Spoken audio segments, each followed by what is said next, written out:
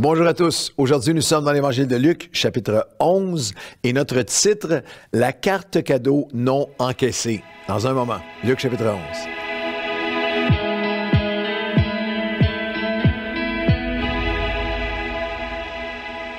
Bonjour à tous et bienvenue à votre café matinal. Alors que nous sommes dans Luc chapitre 11 aujourd'hui, le titre peut vous faire sourire. Le titre, c'est la carte cadeau non encaissée. Vous savez, la carte cadeau est maintenant, à travers le monde, en Amérique du Nord, en Europe en particulier, est devenu l'échange. C'est chez nous, dans ma famille, que ce soit à Noël, au jour de l'an, on s'échange des cadeaux et tout le monde souriait. C'est un échange de cartes cadeaux. Vous savez que il y a 59% de tous les cadeaux qui ont été donnés cette année étaient des cartes cadeaux. Mais une des choses qui m'a fait sourire, c'est que le consommateur de cartes à cadeaux que nous avons reçus moyen en Amérique du Nord, il y a eu le consommateur moyen de cartes oubliées, non encaissées ou non utilisées. J'ai reçu une carte, je l'ai mis dans un tiroir, oui, je vais m'en servir, et qui est ou perdue, oubliée ou non encaissée, est une moyenne de plus de 200 $ par personne dans les derniers 5 ans.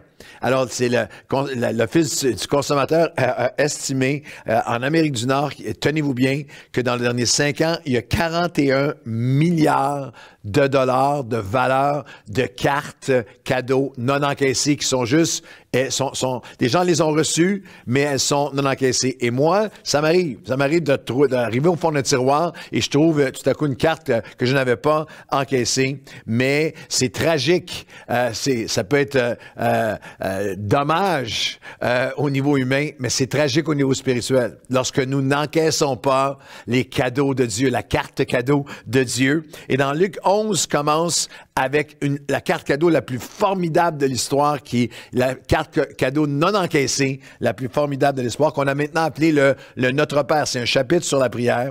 Et les versets 1 à 4, Jésus priait dans un certain lieu. Lorsqu'il a achevé, il dit à ses disciples, les disciples lui dirent, « Seigneur, enseigne-nous à prier, comme Jean l'enseignait à ses disciples. » Puis il leur dit, quand vous priez, dites, « Père, notre Père, que ton nom soit sanctifié, que ton règne vienne. Donne-nous chaque jour notre pain quotidien. Pardonne-nous nos offenses, comme nous pardonnons à ceux qui nous ont offensés. Et ne nous soumets pas à la tentation. » C'est la version de Luc 11. Il y a un autre évangile également qui nous donne un portrait encore plus complet de cette prière. Mais lorsqu'on y pense, il y a, par exemple, 1 milliard de chrétiens sur Terre qui ont perdu leur carte cadeau, qui ont réduit cette prière du Notre Père à une répétition vaine lorsqu'on était enfant, qu'on répétait même comme une punition. Ceux qui ont connu cette époque, on va se confesser et on reçoit une punition. Tu vas dire 5, Notre Père, 2, je vous salue Marie. Et là, les gens se mettent comme une litanie, on se mettait à répéter sans même penser à ce que nous disions. C'est une carte qui est non encaissée. Mais dans Luc 11, s'il y a un fondement, une fondation à la prière que Jésus veut nous rappeler, un puissant rappel avec une puissante simplicité, c'est qu'il faut encaisser la carte. Il faut demander. Dans le même chapitre 11, bien sûr, nous avons cet enseignement de Jésus à partir du verset 9. Et moi, je vous dis, demandez. Encaisse la carte. Demandez et l'on vous donnera. Cherchez et l'on vous trouvera. Frappez et l'on vous ouvrira. Quiconque demande reçoit. Celui qui cherche trouve. On ouvre à celui qui frappe. Quel est parmi vous le Père qui donnera une pierre à son fils s'il lui demande du pain? Ou s'il demande un poisson, lui donnera-t-il un serpent au lieu du poisson? Ou s'il demande un œuf, lui donnera-t-il un scorpion? Si donc vous, qui êtes méchants, comme vous l'êtes, savez donner de bonnes choses à vos enfants, à combien plus forte raison le Père Céleste donnera-t-il le Saint-Esprit à ceux qui lui demandent? Je demande en prière. Et quelques demandes qui sont ici, qui deviennent miennes, que j'ai commencé à prier, que je vais vous inviter à demander à Dieu avec moi. Je demande en prière parce qu'il y a quelqu'un que j'aime, qui a des besoins et qu'en moi-même, je n'ai rien à lui offrir.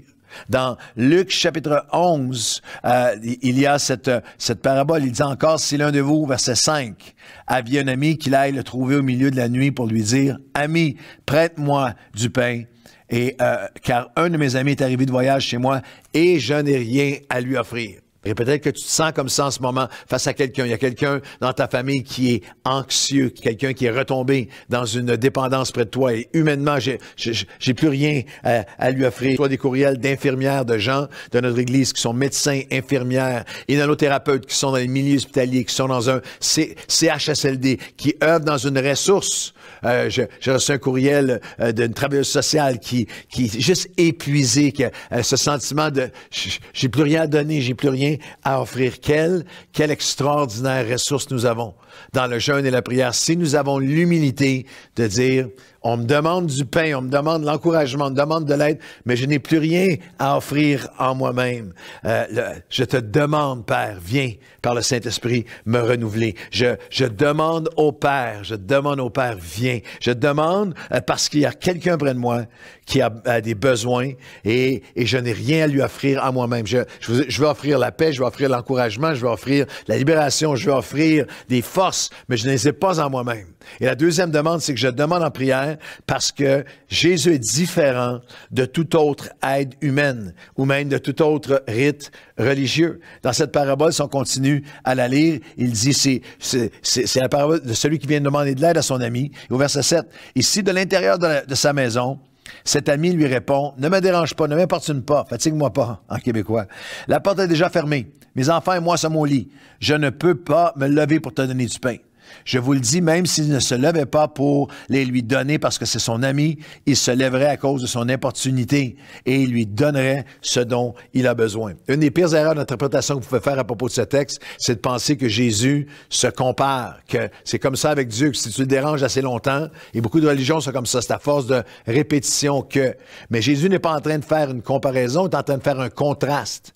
Il contraste complètement. Il dit, je suis le contraire de cela. Et je peux demander à Dieu parce que de l'intérieur de la maison, Dieu ne me répond jamais, ne me dérange pas. Je ne le dérange jamais. Sa maison, son cœur est ouvert. Il ne me dit jamais, la porte est fermée. La porte est toujours ouverte.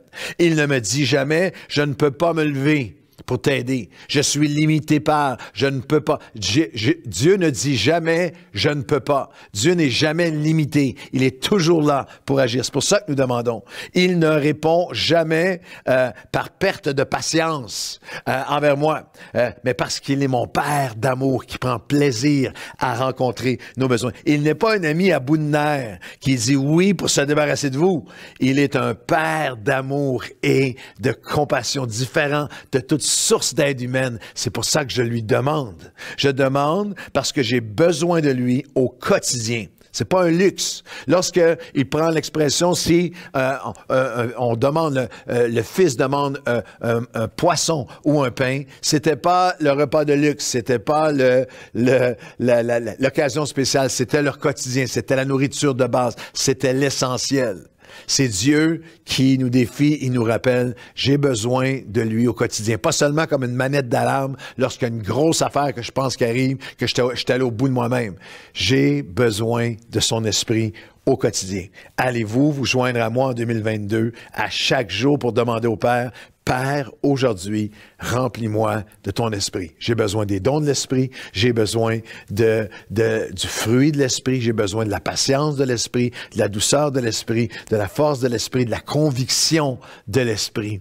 J'ai besoin des dons spirituels dans ma vie. Je demande aussi en prière parce que j'ai besoin du doigt de Dieu pour faire reculer le démoniaque dans ma vie et dans la vie des gens que j'aime, pour qui je prie, et même dans notre nation, afin que le royaume de Dieu puisse venir vers moi. Toujours dans Luc chapitre 11 au verset 20, Jésus dit aux pharisiens, « Et si c'est par le doigt de Dieu que je chasse le démoniaque, le royaume de Dieu est donc venu vers vous. » Wow! C'est ce que le jeûne et la prière nous rend possible. Rend possible pour toi et moi de voir le doigt de Dieu venir toucher et changer, la faveur de Dieu, le doigt de Dieu. Comment ça se fait que depuis 28 ans, chaque année exponentielle, aucune année sans croissance, pas une seule année de plateau à Nouvelle Vie en 28 ans, le doigt de Dieu. Comment ça se fait que Dieu prend un groupe de personnes aussi ordinaires et un pasteur aussi ordinaire que moi? et que nous, ensemble, pour nous permettre de toucher le monde, de voir des multitudes venir à lui, c'est par le doigt de Dieu que le démoniaque recule et que le royaume de Dieu vient vers nous. Alors, je vous appelle à jeûner et à prier avec nous. Je vous appelle à vous joindre à moi. Je vous appelle à encaisser la carte cadeau. Demandez et vous recevrez. Frappez, on vous ouvrira. Cherchez, vous trouvez, car on donne à celui qui demande. Et c'est vous qui êtes humain, qui êtes limité et qui êtes capable même de méchanceté, pouvez donner de bonnes choses à vos enfants. Combien plus, à plus forte raison, le Père va nous accorder le Saint-Esprit, l'action surnaturelle du doigt de Dieu et du Saint-Esprit dans chacune de nos vies. En priant, Seigneur, nous venons à toi et nous demandons. On veut laisser aucune carte cadeau non encaissée dans les tiroirs. On veut venir à toi maintenant et te demander. Nous te demandons pour quelqu'un qui est près de nous parce qu'il a besoin du pain, qui a besoin de délivrance, de consolation, de transformation. Et nous, en nous-mêmes, nous disons, je n'ai rien à te donner. J'ai rien en moi-même. Je ne peux rien par moi-même. Mais je peux tout par celui qui va me fortifier. Et nous te demandons, Seigneur, parce que c'est notre souffle au quotidien, nous avons besoin de toi.